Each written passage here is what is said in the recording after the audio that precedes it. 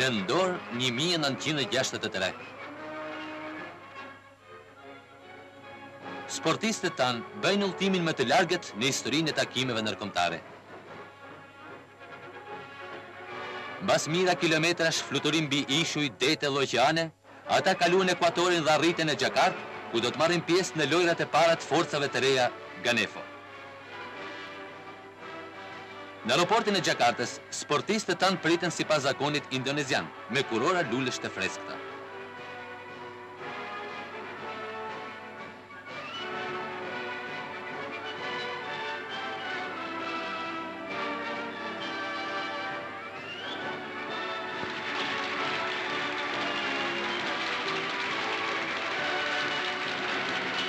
Ardhja delegacionit shqiptar në Xhakartë i shërben forcimit e miqësisë midis vendit tonë dhe vendeve të ndryshme.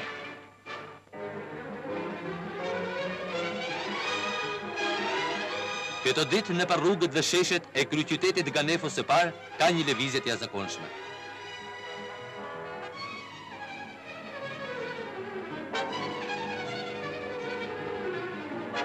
Atmosfera fesës së madhe sportive të forcave të reja ndjehet kudo. Flamujt e 49 vendeve nga kontinentet të ndryshëm tregojnë fitoren e arritur. Shumë armiq u përpoqen ta pengonin Ganefon, këtë aksion të madh politike sportiv kundër imperializmit, kolonializmit e neokolonializmit, por ata dështuan në veprën e tyre.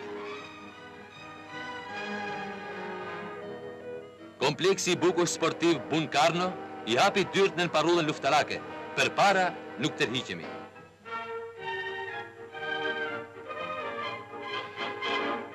Para 100.000 spektatorëve që mbushin me 10 nëndor stadiumin Utama, parakalojnë 2.000 sportistë nga të katër anët e botës. Nën tingujt e masheve entuziastë të kushtuar Ganefos, që u ekzekutuan nga të rit indonezian, filloi aksioni i madh politiko-sportiv, aksioni i miqësisë midis forcave të reja. Në ceremoninë e hapjes së lojrave asistoi dhe presidenti i Republikës Indoneziane, Sukarno. Delegacioni i sportistëve shqiptar i sjell popullit dhe sportistëve indonezian, delegacioneve pjesëmarrëse, përshëndetjet më të nxehta të popullit dhe të sportistëve tanë, përshëndetjet e vendit të shqiponjave.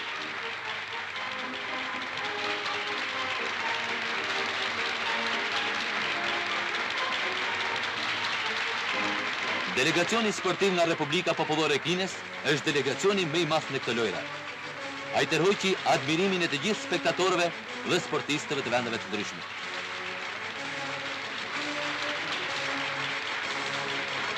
Në stadium buqasin përshëndetjet për Republikën Demokratike Popullore të Koresë, për Republikën Demokratike të Vietnamit,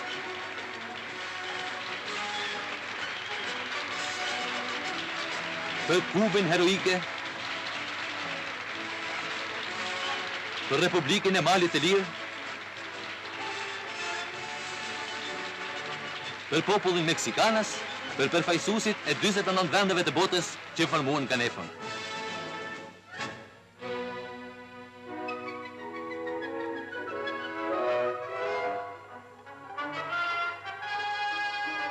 Le të çpalosim flamurin e Ganefos, le ta ngrem atë triumfues në majën më të lartë. Duan ose jo imperialistët dhe qarqet reaksionare të lëvizjes sportive botërore, forcat e reja triumfuan.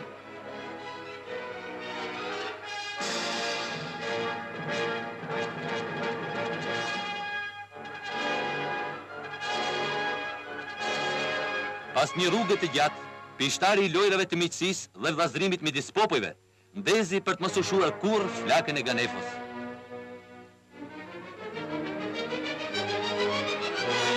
Le të lëm për një çast stadiumin Utama dhe le të njihemi me kryeqytetin e Indonezisë, Xhakartën. Ky është një qytet karakteristik i lindjes së largët me 3 milion banorë.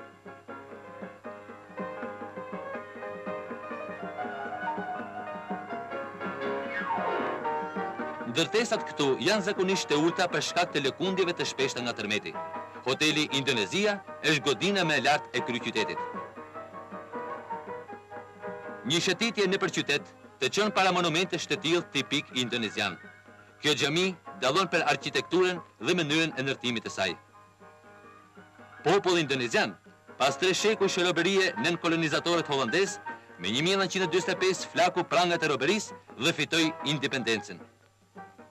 Djegja ambasades angleze në Gjakartë është shpreha më e qartë e luftës shekullore të popullit indonezian kundër kolonizatorëve.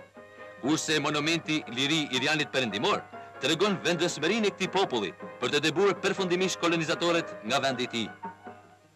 Pikërisht në parullën kundër imperializmit e kolonializmit, sportistët e vendeve të forcave të reja janë mbledhur në kompleksin sportiv Bun Karno, ku zhvillohen garat dhe ndeshjet sportive.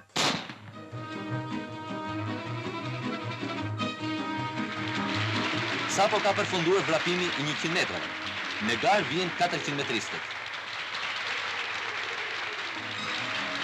I pari doli atleti ynë Vincenzo Casagjeli.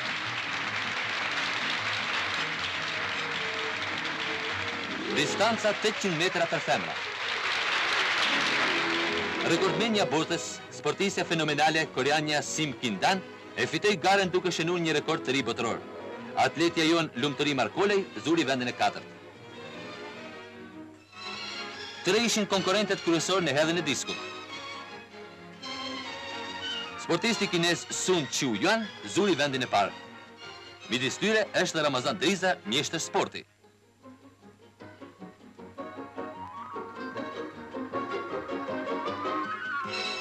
Sportisti shqiptar në garën për hedhjen e diskut zuri vendin e 3 dhe fitoi medaljen e bronzit. Për nder të fitojësve, ngrihen flamujt kombëtar të Republikës Popullore të Kinës dhe Republikës Popullore të Shqipërisë. Kryetari i delegacionit ton shoku Vasil Konomi u dorëzon medalje fitojësve. Ramazan Driza është përsëri midis të parëve në shtytjen e gjylës.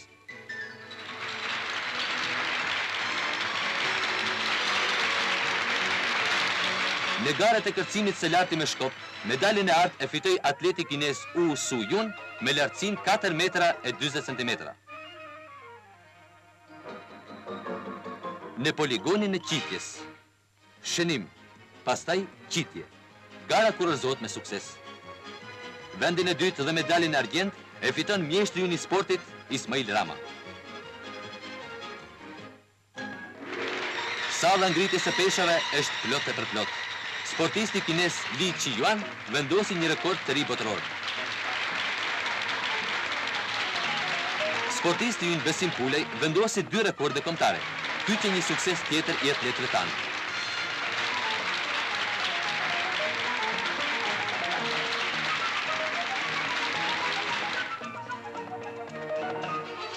Skuadra jone e basketbollit zuri vendin e 4 në lojrat e Gjakartës.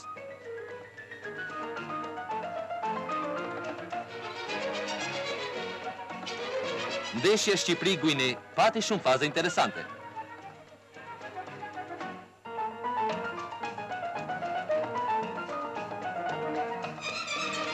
Ekipi ynë ka e përsi gjatë lojës.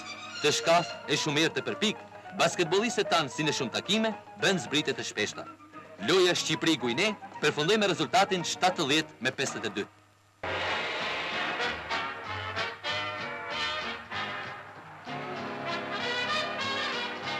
Në ring, boksieri ynë Rami Sadushi me të bardha dhe kambogjani Nu Pen.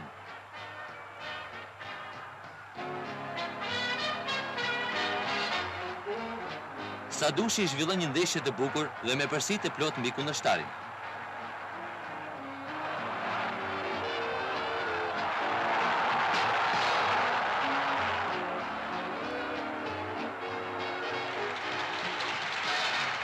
Si rezultat, ai fitoi ndeshjen dhe medaljen e argjend, duke i sjellë një fitore tjetër ekipit ton në lojrat e Gjakartës. Një medalje bronzi në boks fitoi gjithashtu boksieri ynë Hysen Shava. Mirë amatorë të sportit të ujit ndjekin garat e notit dhe të kërcimeve në ujë. Ky është sporti i elegancës, i saktësisë dhe i guximit.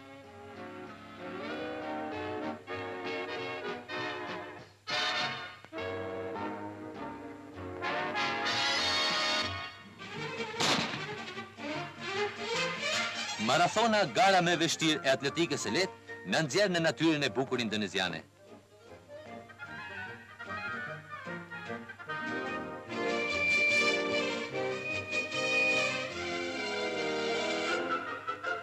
Jo me kot, vizitorë të ndryshëm e kanë quajtur Indonezinë kopshti i botës.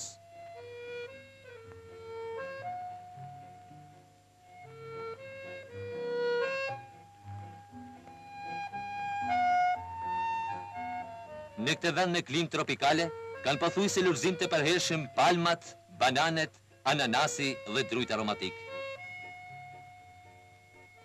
Në çdo kohë njeriu sheh dhe shijon pemë të rralla.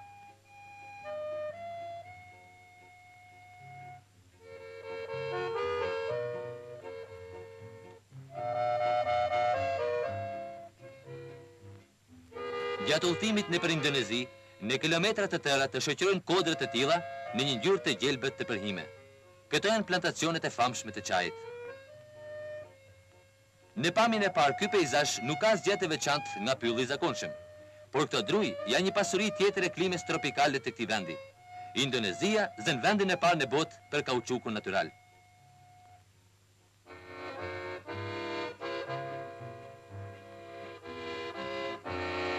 Kudo gjatë udhëtimeve, vizitori sheh fushat e orizit të sistemura e të nivelura. Bujqit indonezian kanë tradita të vjetra në këtë kulturë. Për ne ishte pothuajse pa besueshme kur na thanë se të njëjtën tokë, ata mbjellin dhe korrin 4 herë në vit.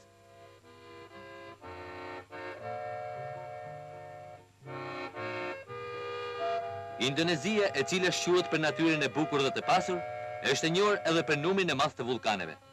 Në të 3 ishujt e mëdhej, në Java, Sumatra e Borneo, shumë maja malesh kurorzohen me flakën e vulkaneve.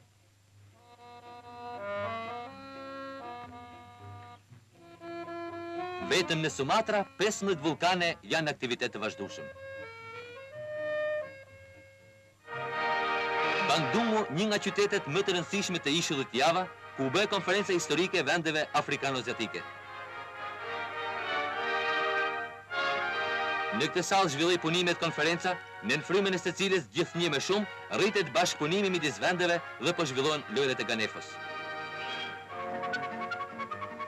Sportistët që marrin pjesë në lojrat e forcave të reja banojnë këtu në fshatin ndërkombëtar. Kohë e lirë, kohë shëtitje. Seli e delegacionit ton tërheq vëmendjen e shumë vizitorëve. Kjo është një dëshmi e qartë e rritjes së prestigjit ndërkombëtar të vendit tonë. Miq njihen me rrugën heroike të Shqipërisë, me luftën për liri dhe socializëm, me fitoret që ka arritur populli ynë në udhëheqjen e partisë me në krye shokun Enver Hoxha.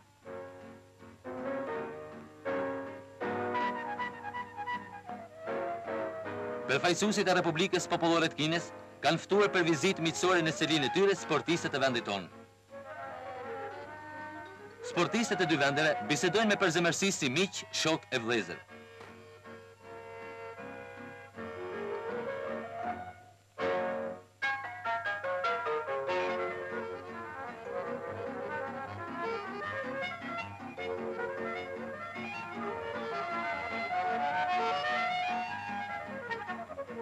Miqësia jonë do të rrojë në shekuj, sepse ata e kanë kalitur partitë tona marksiste-leniniste.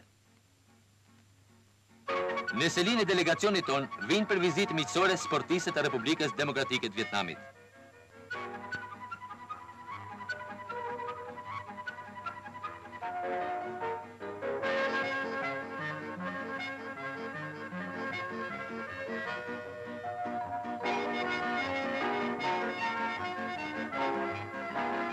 Me vizitat e tyre, sportistët e vendeve pjesëmarrëse në Ganefo tregojnë respektin për Shqipërinë socialiste. Për delegacionin ton ishte një nder i madh takimi me shokun Aidit, kryetari i Partisë Komuniste Indoneziane, militant i shqur i lëvizjes komuniste ndërkombëtare.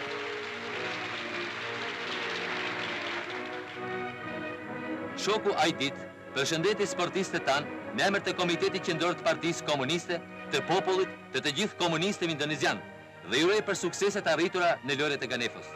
Ai foli me respekt për Partinë e Punës së Shqipërisë dhe udhëheqësin e Partisë të popullit ton, shokun Enver Hoxha.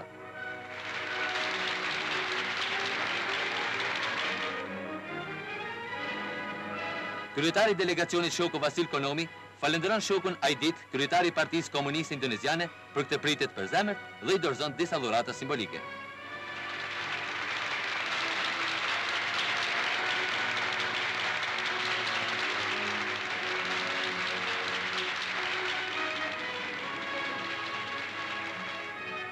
Dhuratat e shokujt Ajdit janë shenjë dashurisë së Partisë Komuniste Indoneziane, e cila çmon lart Partinë e Punës së Shqipërisë dhe luftën e saj për mbrojtjen e marksizëm-leninizmit.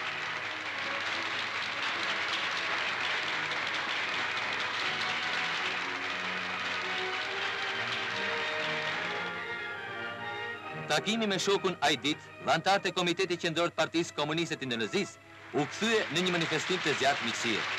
Partia Komuniste Indoneziane dhe populli indonezian gjithnjë do të jenë bashkë me Partinë e Punës dhe popullin shqiptar në luftë kundër imperializmit dhe revizionizmit modern.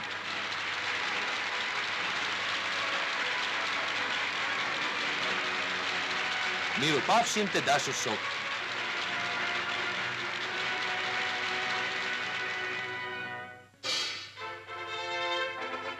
Mbas 12 ditë ndeshjesh dhe garesh sportive, rrugët e stërlisur të Gjakartës të çojnë përsëri në stadiumin Utama.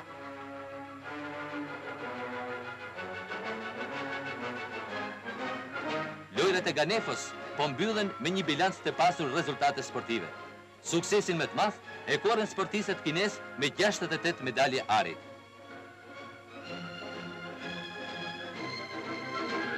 Flamuri Ganefos e parë u valvit në Gjakarta, fitimtar për shumë ditë me radhë. Ai u bë simboli i triumfit të forcave të reja kundër armiqve dhe reaksionit. Lojrat e Ganefos, të cilat hapën rrugën e tyre, do të vazhdojnë gjithnjë. Flaka ndezur në Gjakarta nuk do të shuhet kurrë. Le të kujtojmë edhe një herë parudhën, përpara nuk të hiqemi.